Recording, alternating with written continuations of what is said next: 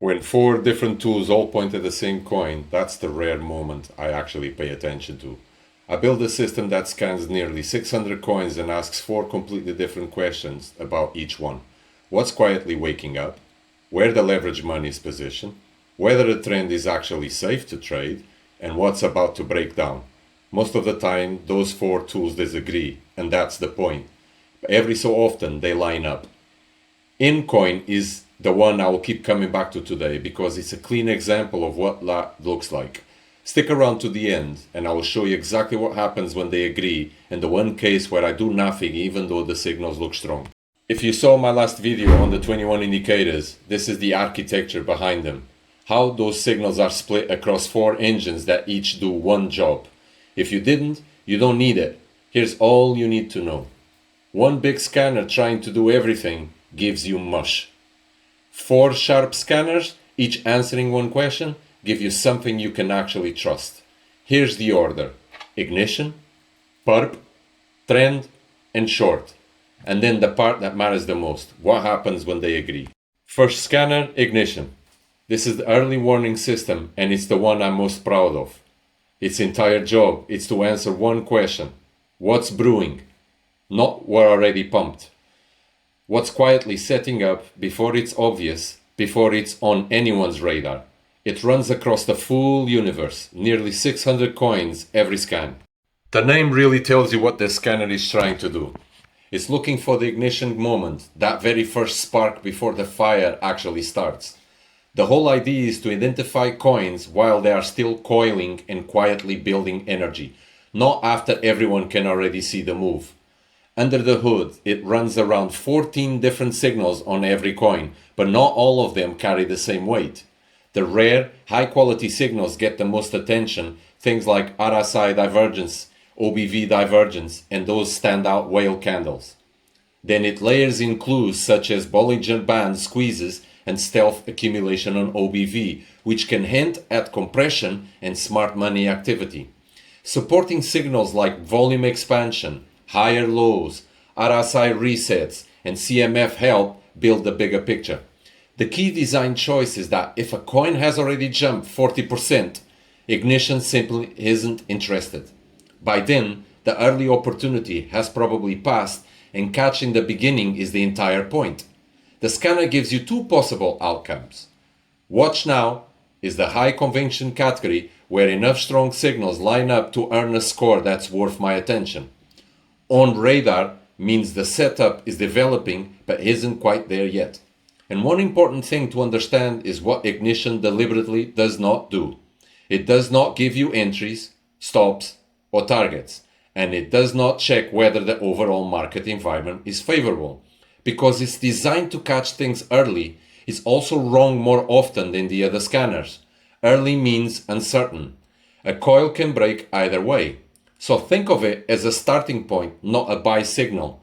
It tells you where to look. And the token in? This is the scanner that spotted it first. Hold that thought. So ignition tells me what's waking up, but it's only looking at price and volume. It cannot see what the leverage traders are doing. For that, I need a different lens. Second scanner, PERP. It ignores spot entirely and looks only at the perpetual futures market, where the leverage lives. The question is, where is positioning revealing something price alone doesn't show? Sometimes what matters isn't the price, it's who's betting on it, how hard, and which way. The PERP scanner focuses on four things happening in the futures market. First, it's watching open interest build. That's important because rising open interest means new money is entering the market. And if both price and open interest are climbing together, it usually signals real conviction instead of just a thin, low-quality move. Next is the funding rate skew, which is simply the fee that longs and shorts pay each other. If funding gets heavily negative, that can become fuel for a squeeze. If it gets heavily positive, it often means too many traders are crowded into longs and could be vulnerable to a flush. It also looks surges in volume and open interest because the combination suggests genuine participation rather than random noise. And finally, it checks whether a coin is decoupling from Bitcoin on a 1 hour time frame. When a token starts moving independently of Bitcoin, there's often a specific catalyst driving it. The clever part is that this scanner doesn't just reward positive signals, it also applies penalties. If open interest is unwinding or positioning looks dangerously crowded, the coin actually gets demoted. That matters because a chart can look fantastic on price alone and still be a trap if positioning is stretched too far. The truth is that PERP data can be noisy by itself. Funding rates flip and open interest can jump around. It's usually most powerful as confirmation of something another scanner has already identified. That's exactly what happened with the coin IN. Ignition spotted the coil and PERP saw the positioning quietly building underneath it. Ignition finds the spark. PERP checks the positioning, but neither tells me whether the coin is in a healthy trend I would actually want to trade right now. That needs every time frame, not just one. Third scanner, trend. If ignition is the scout, trend is the quality control inspector. It answers the question that actually matters before you risk money. Is this coin's trend healthy enough to trade right now? And unlike the others, it doesn't look at one time frame, it looks at 6. The trend scan is where everything starts coming together. Instead of looking at just one chart, it scores every coin across 6 different time frames at the same time. The 1 hour, 2 hour, 4 hour, 6 hour, 12 hour, and the daily chart. And on each of those time frames, it's running around 17 different indicators. But the clever part is that it doesn't treat every time frame equally. The scores are weighted, with the daily chart carrying the most importance and the 1 hour chart carrying the least. If a coin looks healthy on the daily and the lower time frames are also aligned, that's usually a genuine trend. If it only looks good on 1 hour chart, it's often just noise. This is also the scanner that produces an actual trade plan. It will give you an ATR based stop, so the stop distance adjusts to the coin's volatility rather than using some arbitrary percentage. It also provides 3 take profit levels and even suggests positioning sizing. The most important feature though is regime gating. Trend classifies the entire market as either bullish, sideways, or bearish, and that classification changes how strict the system becomes. In a bull market, the rules stay fairly normal. In a sideways market, they tighten up. And in a bear market, the criteria become even stricter and positioning sizes get smaller. That regime call is what eventually filters out all the other scanners. Ignition might identify a beautiful coil, but trend is the part that says, yes, this is a good environment to be aggressive, or no, be careful. To be transparent, the current regime model uses Bitcoin 7-day performance as a proxy. It's a practical shortcut, but it's still a shortcut. For coin IN, trend gave the green light.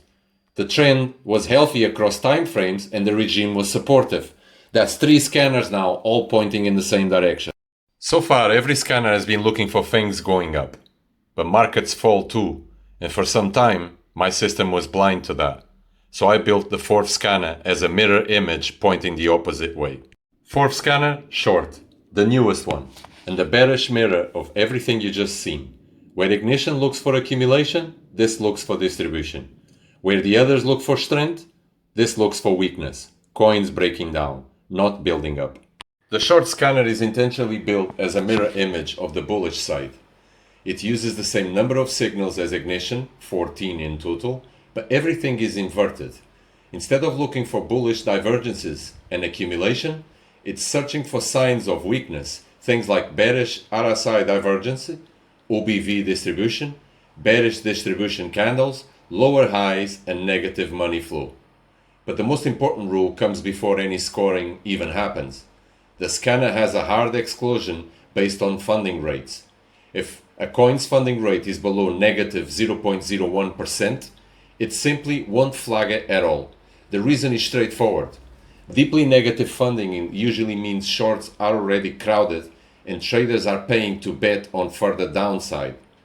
Opening a short into that environment can be dangerous because it leaves you exposed to a violent squeeze. So the scanner refuses those setups outright. It's also important to understand the scope of this tool.